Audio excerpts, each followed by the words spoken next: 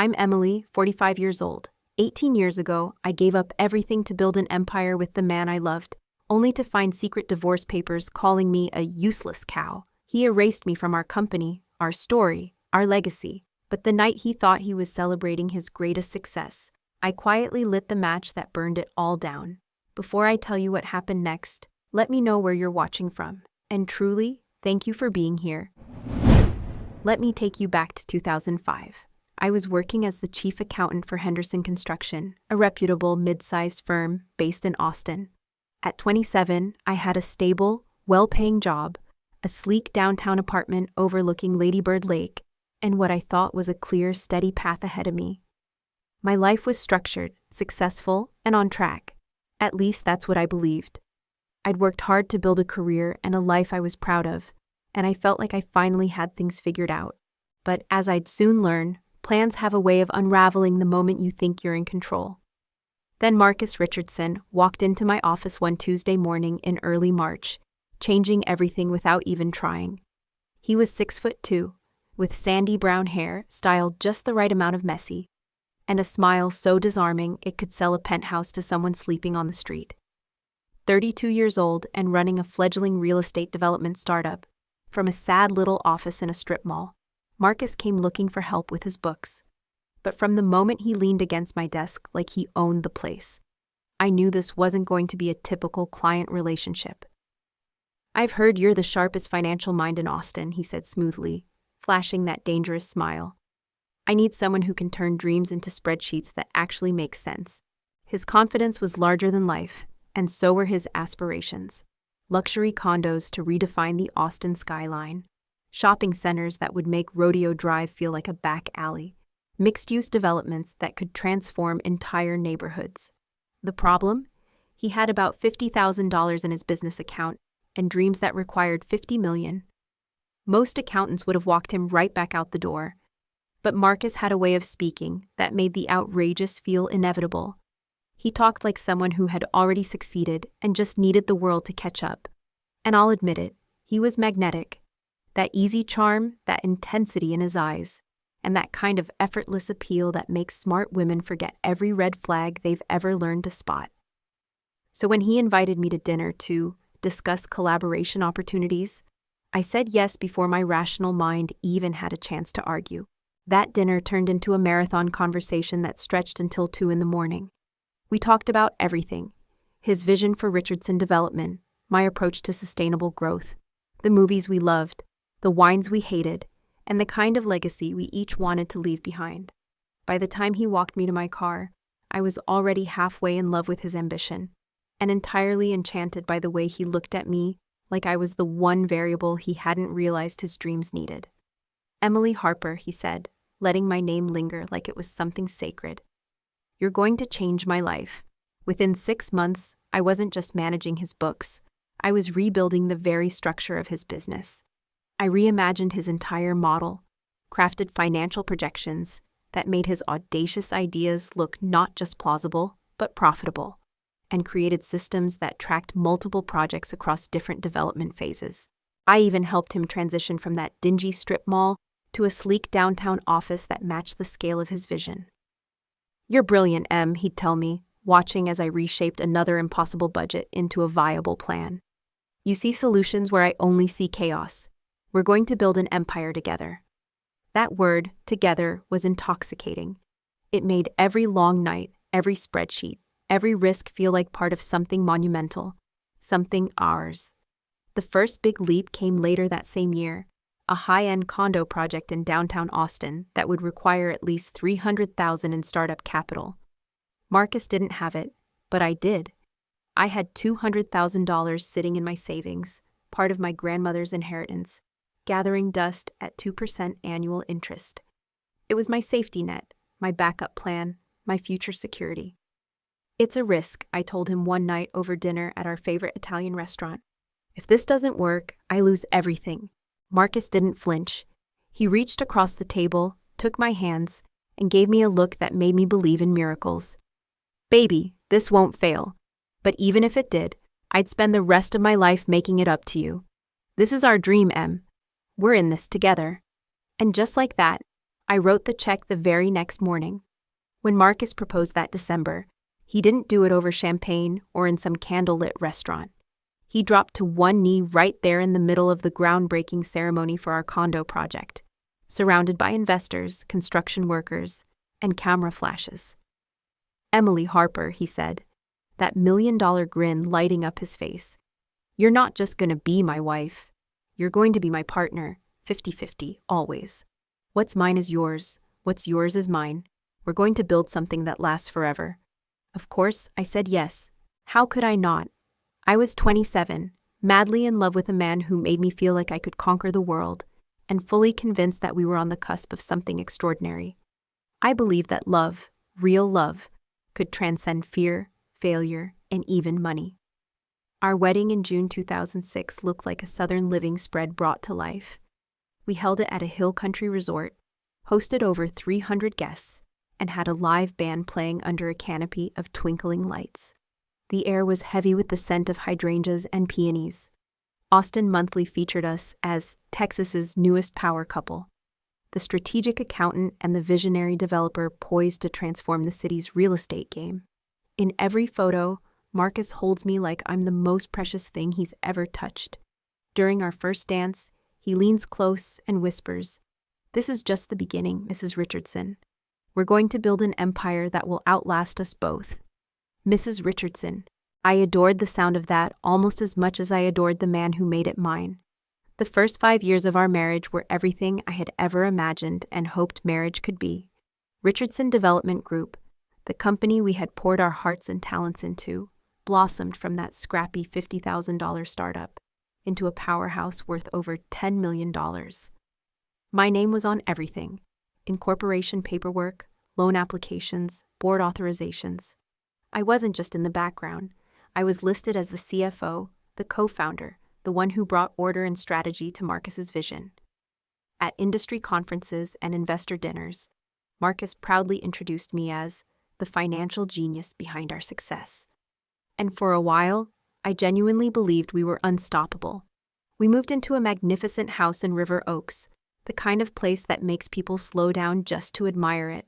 We talked about having kids, about expanding the business into Houston and Dallas, about someday ringing the bell at the stock exchange when we took the company public. It felt like we were living a modern fairy tale, where hard work, loyalty, and love were all it took to build a kingdom. I was thriving, both professionally and personally, wrapped in a life that seemed too perfect to question. But fairy tales, as I would learn, have a cruel habit of hiding monsters in the details, when you're too busy basking in the dream. At first, the changes were so subtle, I barely registered them. Marcus began attending a few investor meetings without me, brushing it off with comments like, "You're way too valuable in the office to be wasting time on these routine presentations."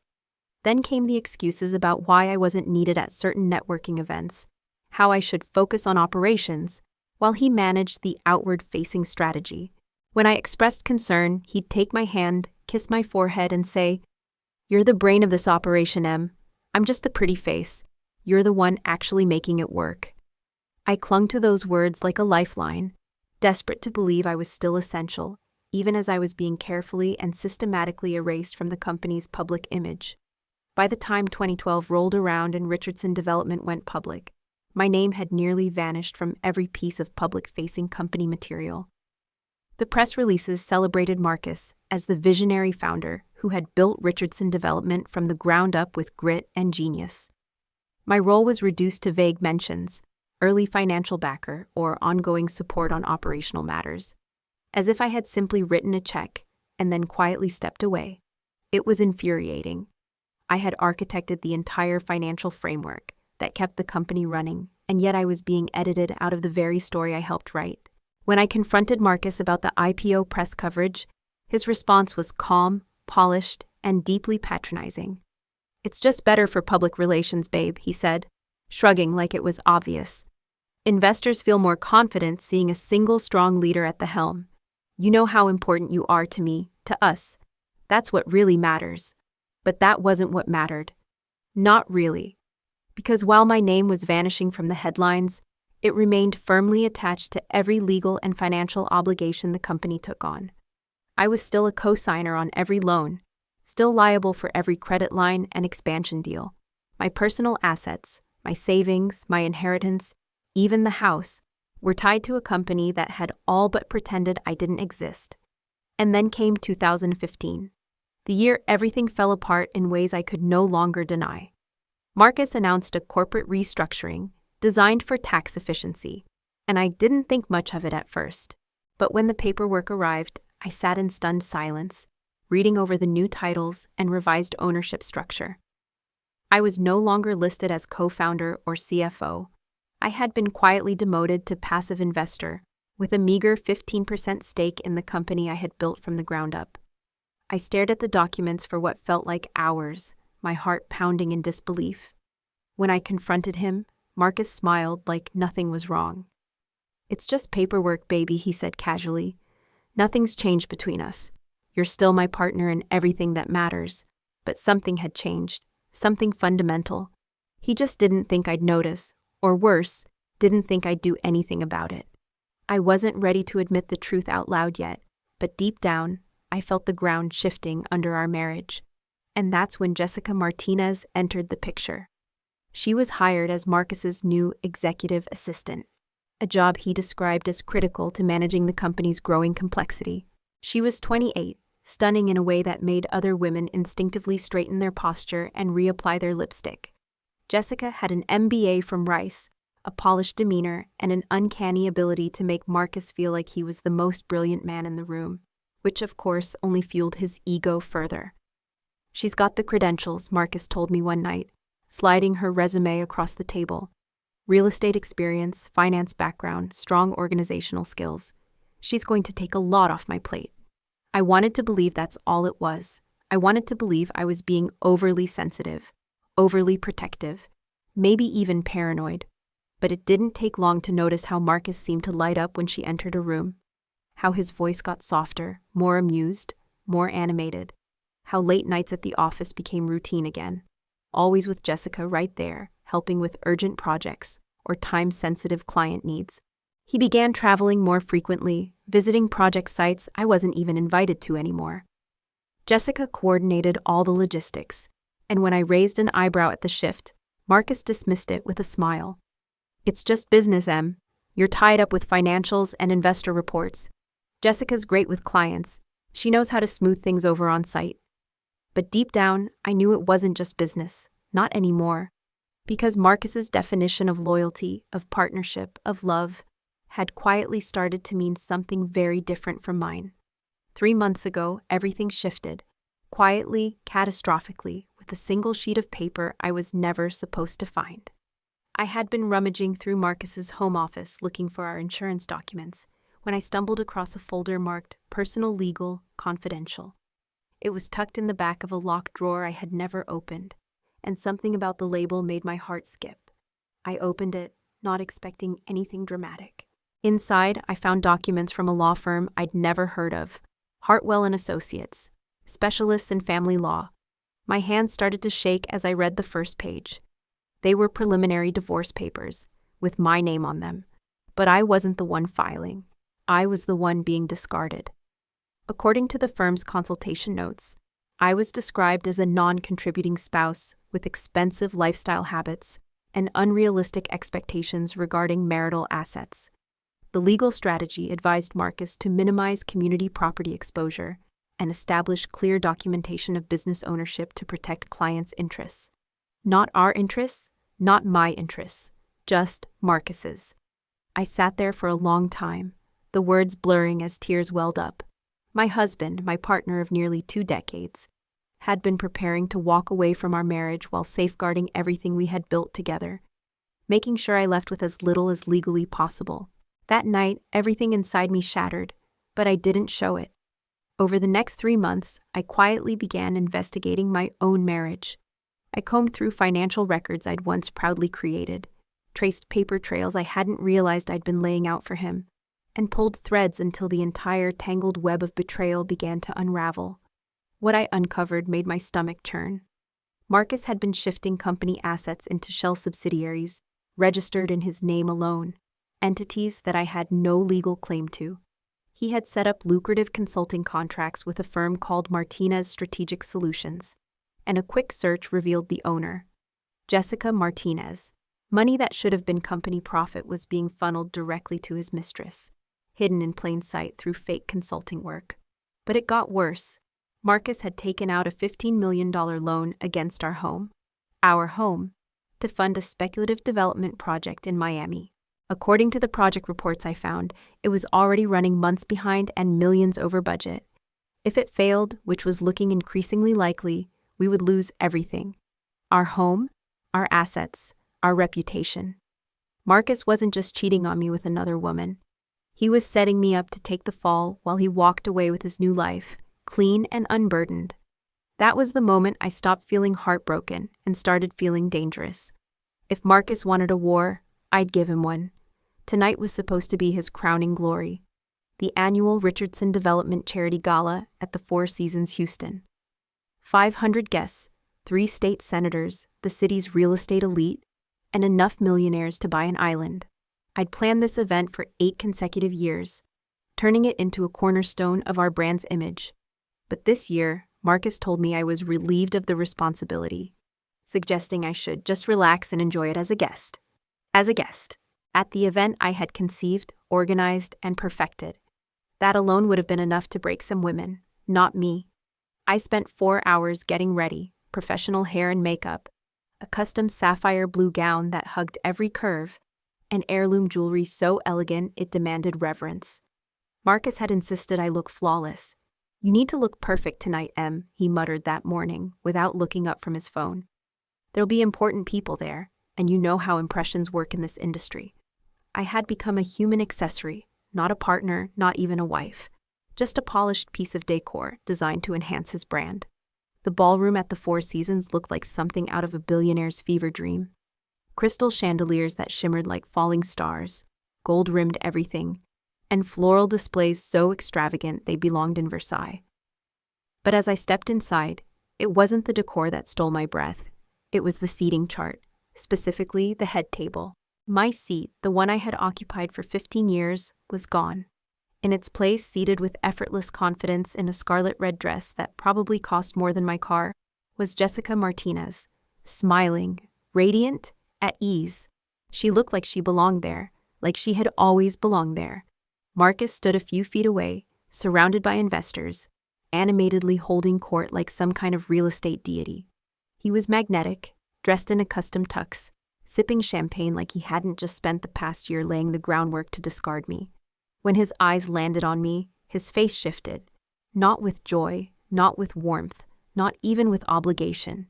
Just a flicker of annoyance, like I was an unwelcome interruption. "Oh, Emily, you made it," he said, his voice dull and empty. "You look nice." Nice. After 4 hours and a small fortune, I looked nice. "Of course I made it," I replied, keeping my tone even, measured. "This is our big night, remember? Our company's crowning achievement." His eyes darted, scanning the room like he couldn't wait to escape. "Right, well, I had them put you at table 8 with the Williamses and the O'Connors. You'll be much more comfortable there, away from all the business chatter." Table 8. The exile table. The one reserved for spouses who'd outlived their utility, where no one talked business, no one mattered, and no one remembered you in the press photos. I could feel the anger rise in my throat, a hot tide threatening to spill over. I wanted to fight, to shout, to demand my seat at the table I helped build, but I didn't. Not because I was afraid, but because I had something better. Because this time, I had a plan. And something about the smug, glittering smile Jessica gave me, half pity, half triumph, only solidified it. I gave her a small, pleasant nod, then turned back to Marcus, my voice calm and cold. "Table 8 sounds perfect," I said. And with that, I walked away, not defeated, but calculating. Because what Marcus didn't know, as he returned to his carefully curated kingdom and posed for photos beside his mistress, was that his empire was already starting to crack. And I was the one holding the hammer. I made it through dinner at table 8 surrounded by other polished, discarded wives. Women who spoke in soft, rehearsed tones about charity auctions and Mediterranean vacations, while their husbands closed deals that would shape the Texas economy. I smiled, nodded, and played the part I'd mastered over 18 years. The elegant, supportive partner, perfectly in place and perfectly invisible. I held my wine glass just right, laughed at just the right moments, and pretended the bitter taste in my mouth was from the Pinot Noir, not the betrayal burning in my chest. When Marcus stood to give his speech, the room hushed like it always did. He spoke with his signature mix of charm and conviction, about vision, leadership, and the bold spirit that had supposedly built Richardson Development from scratch. I clapped along with the crowd, even smiled for the cameras, but inside I was unraveling. There was no mention of me. Not one word about the woman who had poured her future into his foundation, mortgaged her inheritance, designed his financial systems, and risked everything to bring his ideas to life. According to Marcus's version of history, the company had sprung fully formed from his own brilliance, guided solely by his instincts and drive. I might as well have never existed. And then came the moment that shattered the final illusion I'd clung to. I was standing near the dessert table, weighing whether to sneak out early or endure another hour of shallow networking, when I heard two familiar voices behind me, Sarah Mackenzie and Linda Patterson, wives of longtime investors, casually unaware I was within earshot. "I feel so sorry for Emily," Sarah said in a voice drenched in fake concern, the kind used to dress up gossip as compassion. "Everyone knows about Marcus and Jessica, but she's just walking around like nothing's wrong." "Well, Marcus told David she's basically just a housewife now," Linda replied, her champagne flute catching the light. "Said she hasn't contributed anything meaningful in years, just spends his money and plays tennis at the club." My blood turned to ice, but I stayed frozen, listening. "He's planning to divorce her anyway," Sarah continued breezily. "David said Marcus called her a useless cow, who doesn't understand the first thing about business. Said he's already got the lawyers working on protecting his assets from her." Useless cow. The words hit me harder than I expected, like a slap from someone you once trusted with your life. But instead of breaking, something inside me locked into place, cold, clear, and immovable. I turned slowly and gave both women a smile so bright it burned. "Ladies," I said, my voice smooth and polite, "what a fascinating conversation you're having about my marriage." Their faces drained of color. "Emily, we were just," Sarah stammered. "Discussing my husband's professional opinion of me," I said, still smiling. How refreshing to hear his honest thoughts after 18 years of marriage. I didn't wait for a reply. I walked away calmly, phone in hand, high heels clicking against the marble like a war drum. In that moment, everything crystallized. Marcus didn't just want out. He wanted to erase me, bankrupt me, humiliate me. But if he thought I'd go quietly, he was about to learn who he'd underestimated. My first call was to David Chen, the sharpest financial attorney in Houston, and someone I'd trusted since our college days. "Emily, it's almost midnight. Is everything okay?" "David, I need you to execute some transactions for me, immediately, before markets open tomorrow." "What kind of transactions?" I was already in the parking garage, sitting in my BMW in a gown that cost more than most people's rent. But I'd never felt more focused in my life.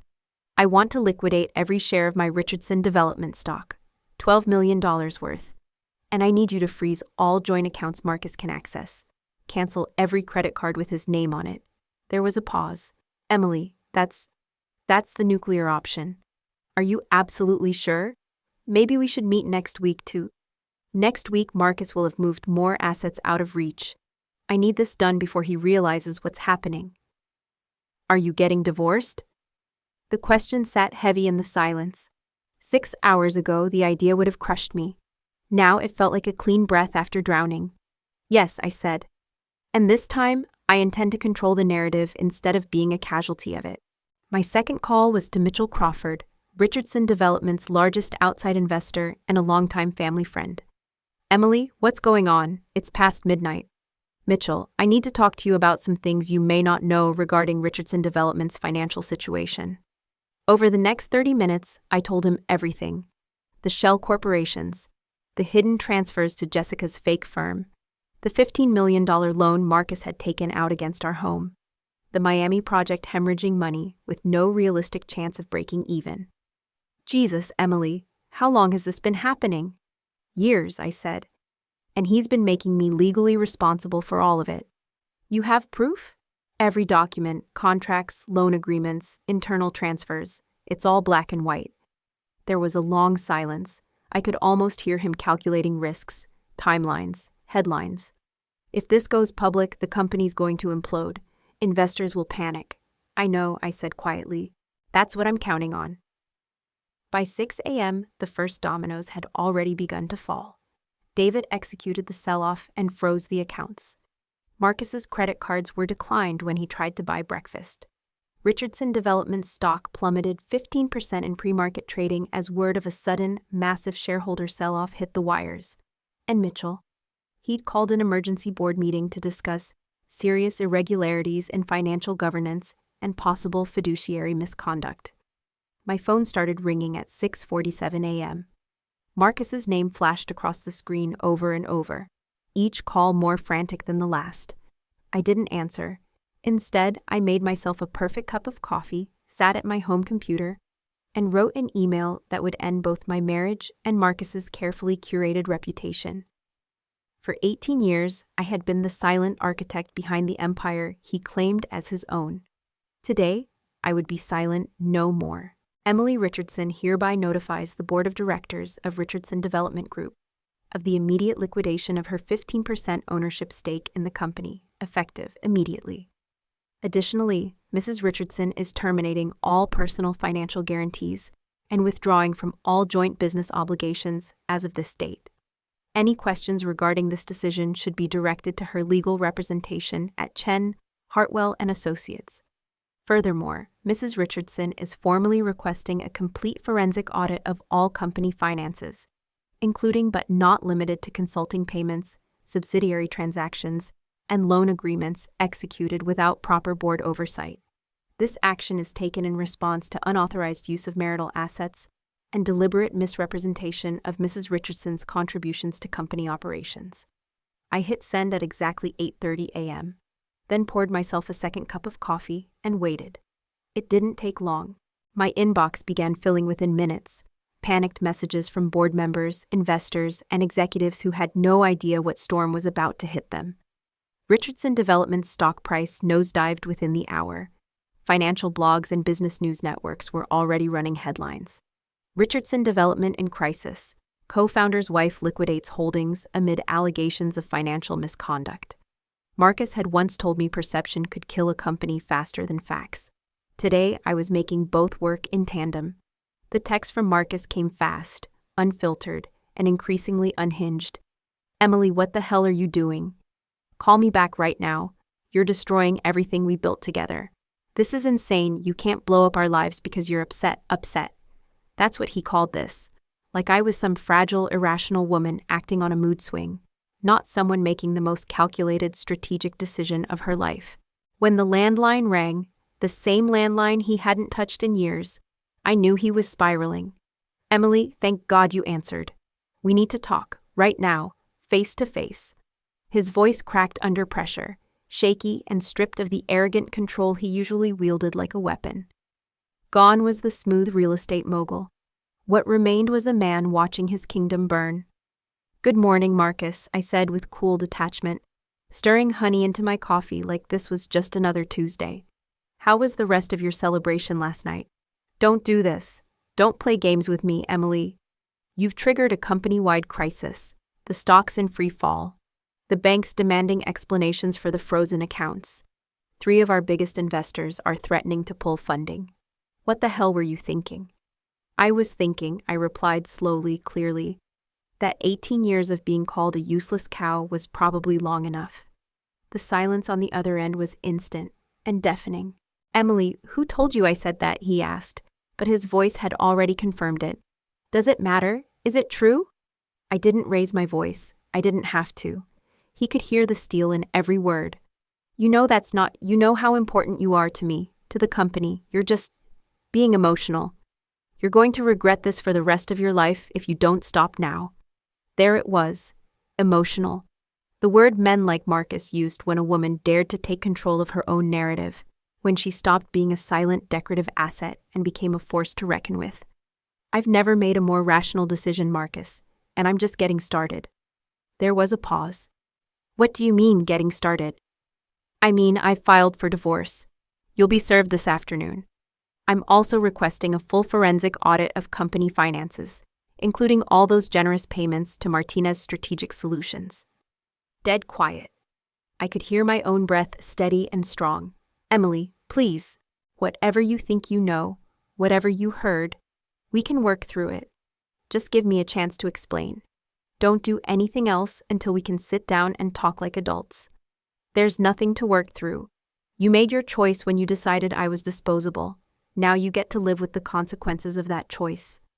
I hung up before he could plead further, and for the first time in 18 years, I felt the full weight of freedom. Not the hesitant kind you whisper to yourself at 2 a.m., but the kind that comes when you burn the bridge behind you and don't look back. The next 72 hours were a masterclass in controlled demolition.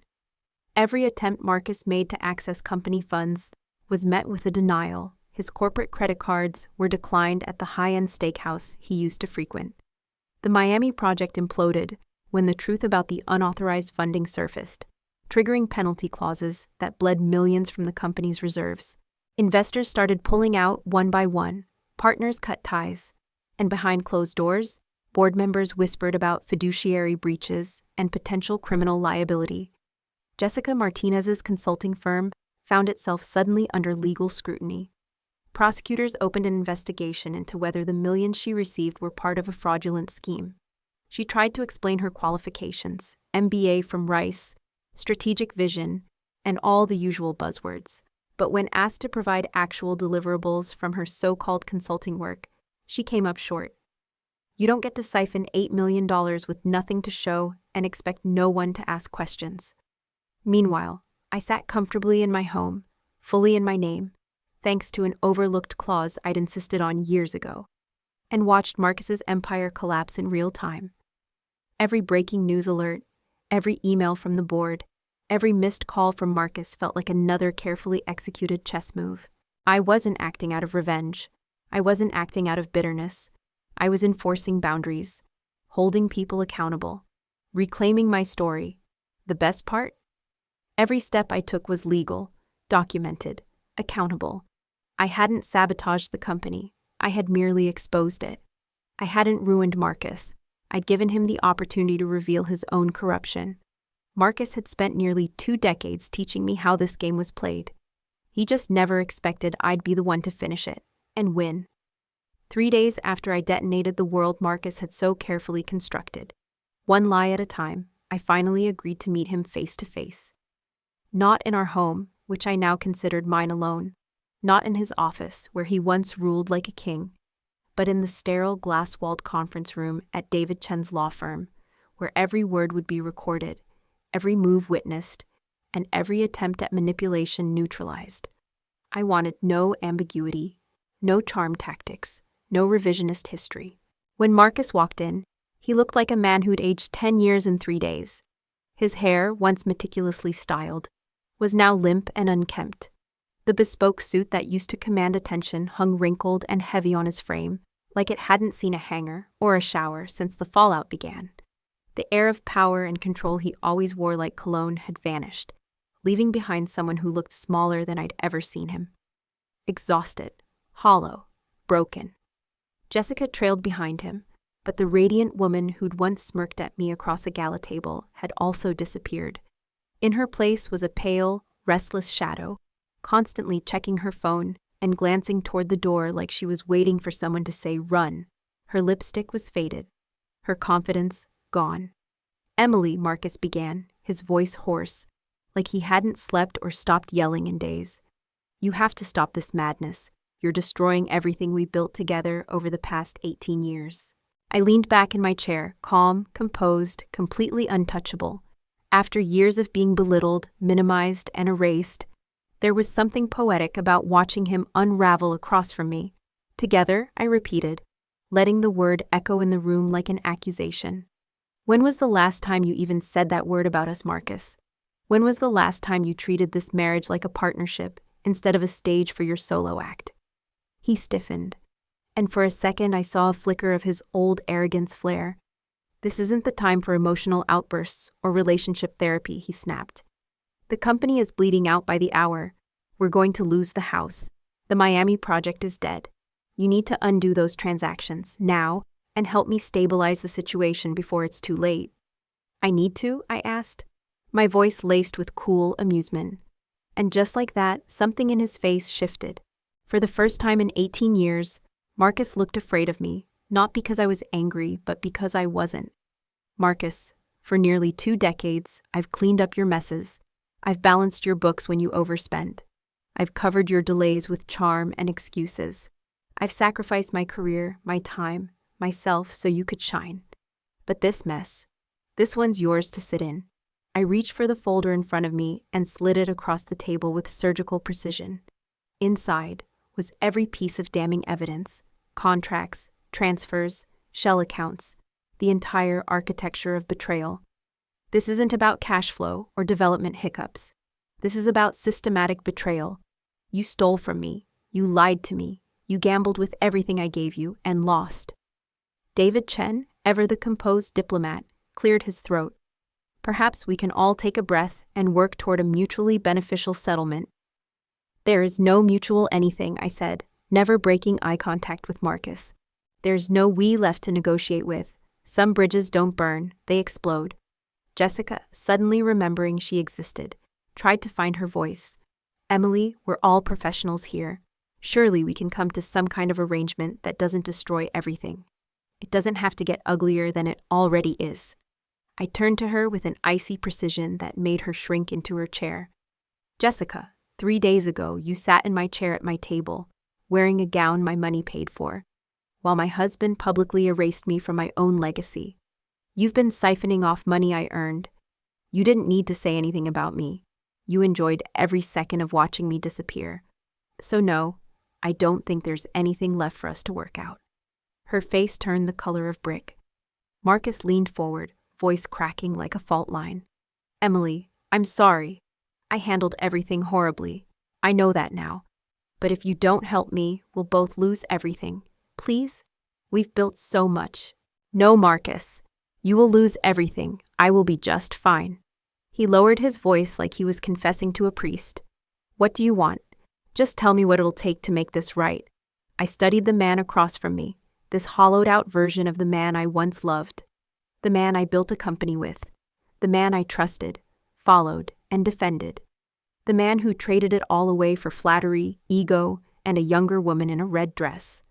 I want what I've always wanted, I said. Respect, recognition, and restitution for everything you stole from me, financially, professionally, emotionally. I can give you that, he said quickly, the desperation turning frantic. I'll restructure the company, put your name back on everything, make you an equal partner again. Full control, whatever you want. That's just it, Marcus, I replied, cutting him off. I don't want to be your partner, not in business, not in life, not in anything. I want to be done with you. He blinked as if I'd spoken a language he didn't understand, but our life, the company, what we built, was never ours. It was yours. I was just the foundation you quietly buried when you no longer needed it. I stood slowly, gathering the documents in front of me with deliberate poise.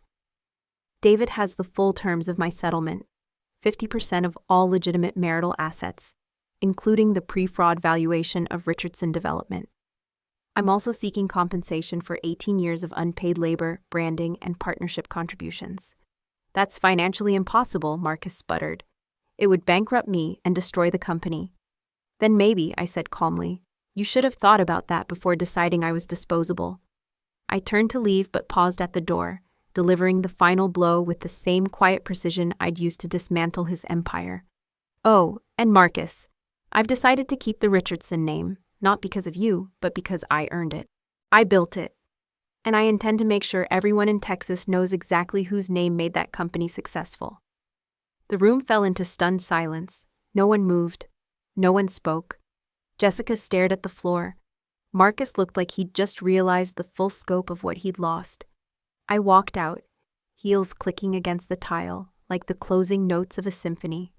With one final click of the door behind me, I ended 18 years of sacrifice and began the rest of my life with my name, my dignity, and my power fully intact. 6 months later, I'm sitting in the corner office of Richardson Financial Consulting, a firm I built from the ground up with nothing but my name, my reputation, and my expertise.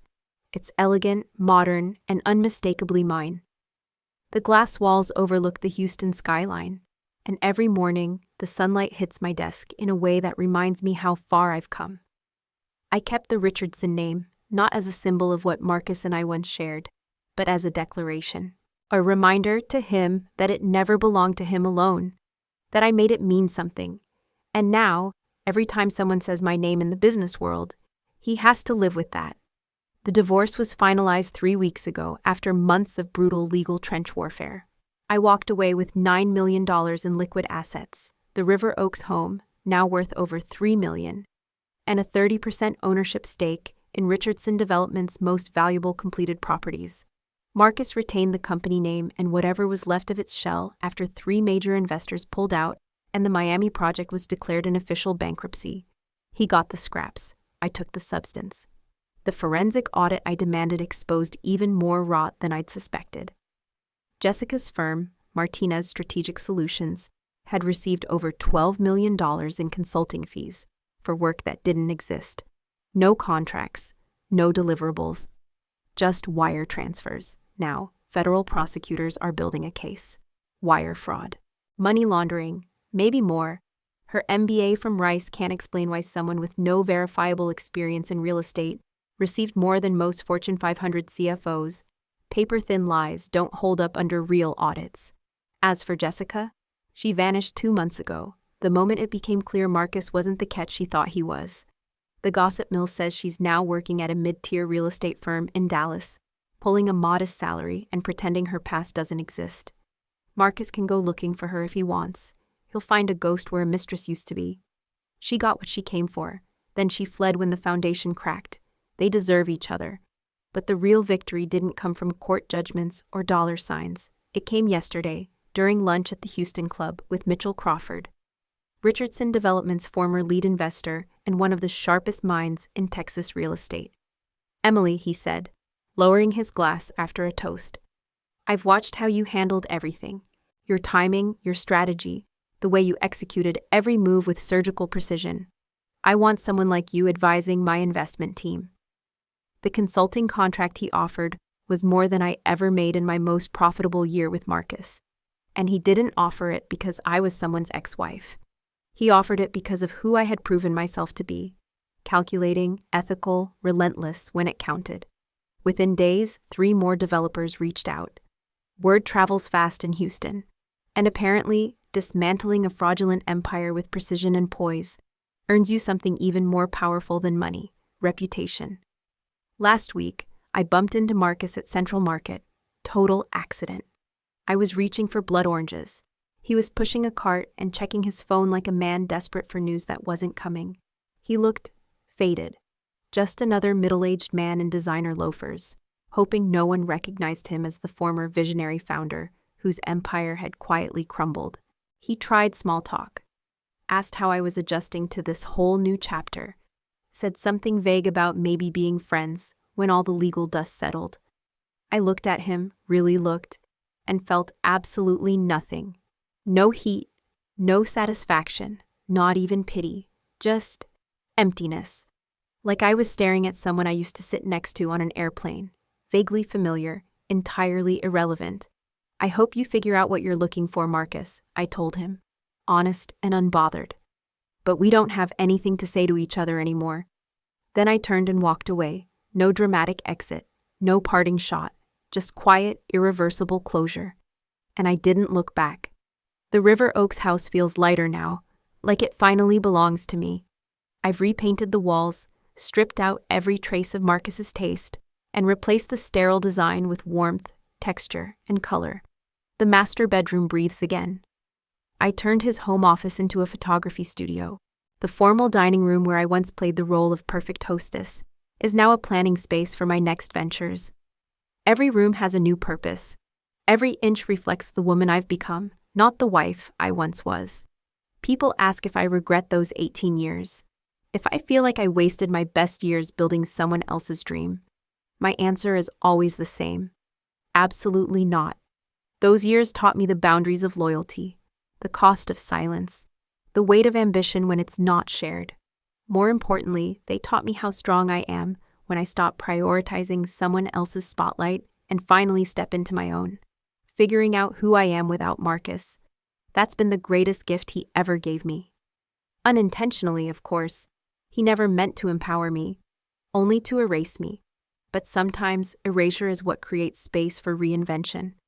And now, every day, I wake up in a life that is entirely mine, and I wouldn't trade a second of it. Every single morning now, I wake up in a house that belongs entirely to me, surrounded by peace I chose, in a life I've built deliberately, piece by piece, based on my own values, not someone else's ego. There's no voice undermining me, no presence diminishing mine. I'm 45 years old, financially independent, emotionally grounded, and for the first time in my adult life, truly, genuinely happy. To the women listening to this story, if you're in a relationship where you feel like a background character, where your partner talks over you, walks ahead of you, or only sees your worth in how well you support their dreams, please hear me now, as someone who's lived through it. You are worth infinitely more than the scraps you've been conditioned to accept. You deserve recognition, respect, and room to breathe. You are stronger and more capable than you believe right now. Please don't wait until you're 45 to realize it, like I did. Don't wait until you've spent years folding yourself small, deferring your joy, diluting your brilliance for someone who never saw it clearly in the first place. Don't waste decades living off crumbs, thinking that's just how love is supposed to taste. It's not. You deserve the whole feast. This life is too brief and too precious to spend it as someone else's shadow. Be the protagonist of your own story. Create the version of success that makes you come alive. Whether that's starting your own business, returning to school, rediscovering a passion you buried, or simply choosing peace over performance. Whatever it is, do it for yourself, as yourself, and make sure the credit has your name on it. And one more thing, because I know someone out there needs to hear this. The best revenge isn't breaking someone else down. It's becoming someone so fulfilled, so untouchable in your confidence and joy, that no one who ever tried to silence you can touch you again. Not with doubt. Not with shame. Not with control. Marcus Richardson thought he could erase me from the story of his success. Instead, he gave me the motivation to write a far better story. With me as the hero. I'm Emily Richardson. No, Emily Harper again. And reclaiming that name feels like reclaiming the girl I used to be before I forgot what she deserved. And if my story resonates with yours, I hope you take that as a sign. Not to admire from afar, but to act. To step forward. To begin. Because the life you've been told is out of reach, it's yours for the taking. If this story touched something in you, hit subscribe. Share it with another woman who needs this message today, and drop a comment below. Tell me about your turning point. We are stronger when we rise together, and your story might be the spark that ignites someone else's transformation. Thank you for listening. Thank you for seeing me. And I'll see you stronger, wiser, freer in the next one.